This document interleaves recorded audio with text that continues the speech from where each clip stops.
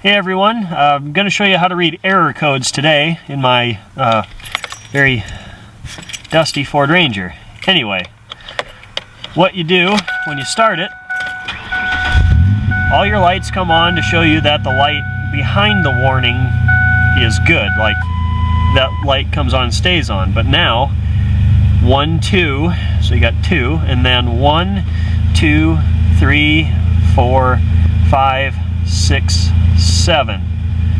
So 2 blinks and then 7 blinks means error code 27. And I am going to put up a full list of error codes at the end of this episode.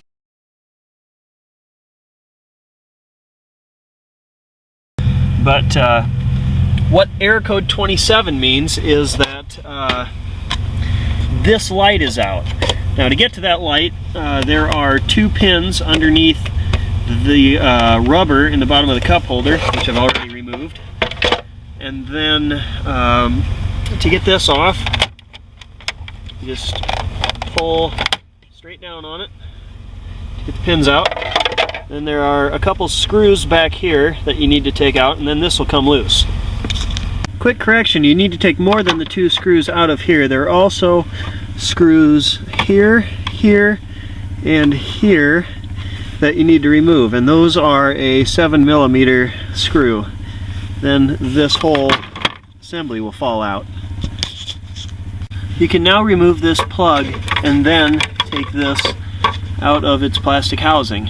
The release for this plug is this small piece of plastic right in the middle here. You push down on that and slide it right out, and then you have your airbag lockout. Okay, to get in here, I'm using a very small straight blade screwdriver, and I gently pry up here and here, and then this should pop right off. And there's your board with a little light in it. Okay, what I'm going to be doing next is taking the LED out of this circuit board. Now, if you're not familiar with electronics, LEDs, that stands for light emitting diode, and diodes only let electricity through one way.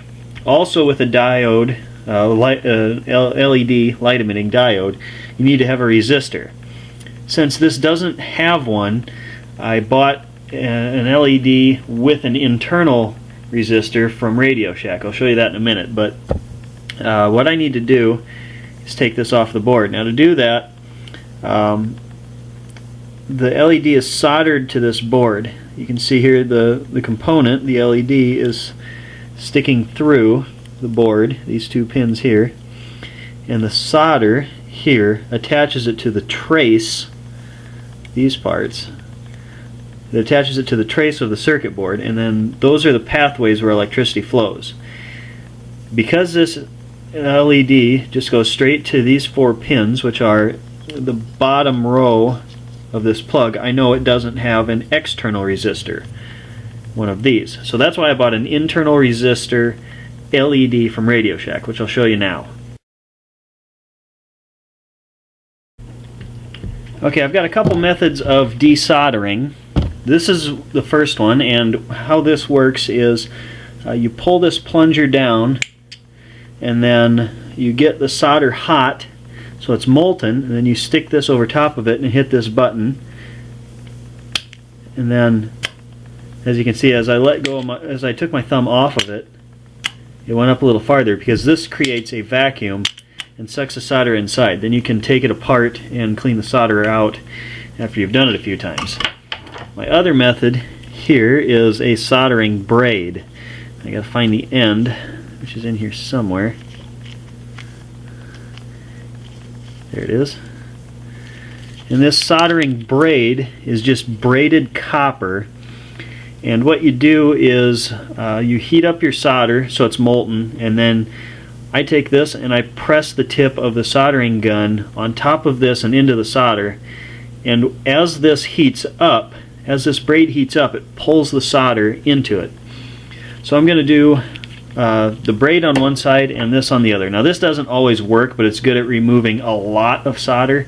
So a lot of times what I'll do is use this and suck out a lot of the solder and then finish it off with the braid. Now, as you can see, this trace on the right I actually did damage because I had the gun too hot. But what I'm going to do when I rebuild this is just make a little solder pathway back to this good part, and hopefully it'll take. If it doesn't, I can just actually bridge it with solder from this pin all the way to that hole and just make an external trace. Now, that's one way of repairing circuit boards. It's not a very good way, but that's something I might do because I have damaged that. Just build a bridge basically of solder over to this trace I damaged. Now, that's a pretty amateur mistake, but I only do this once or twice a year, so I didn't really realize how high I had my soldering gun set, and I kind of paid for it. But now I'm going to put the new one in and solder that in. Now, as you can see, one leg of that diode is longer than the other. That's how you tell your cathode from your anode, which I'll explain here with a picture.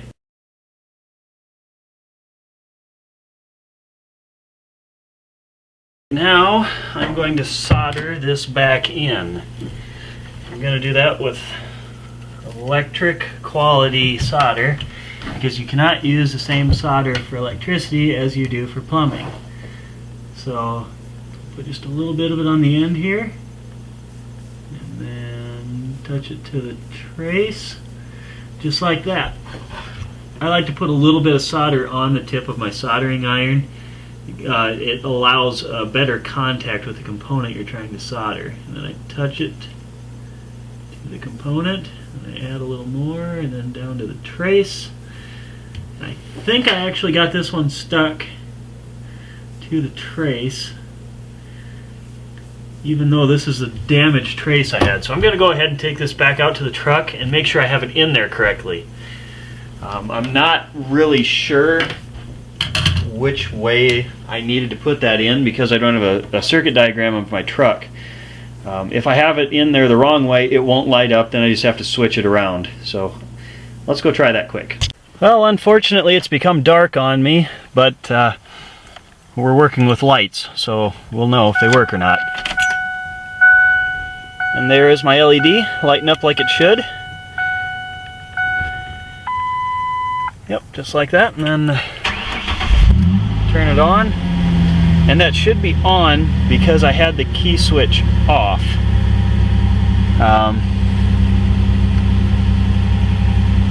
So yeah, there we go.